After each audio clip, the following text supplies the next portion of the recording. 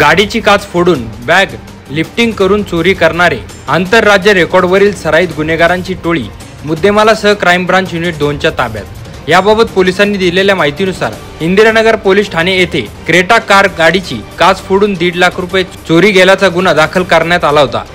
सदर गुन्ह्याचा तपास करीत असताना क्राईम ब्रांच युनिट 2चे पथक यांनी सीसीटीव्हीच्या फुटेजच्या आधारे नाशिक ते मालेगाव 90 किलोमीटरचे सीसीटीव्ही फुटेज पाहणी करून तांत्रिक माहितीच्या आधारे घोडबंदर ठाणे येथून सॅम्युअल हरेल परेरा आणि हरीश उर्फ अजय रवी गुडेटी तसेच अभिजित गणेश प्रसाद यांना ताब्यात घेऊन चौकशी केली असता त्यांनी गुन्ह्याची कबुली दिली। त्यांच्या ताब्यातून 5,89,000 रुपये किमतीचा मुद्देमाल जप्त करण्यात आला।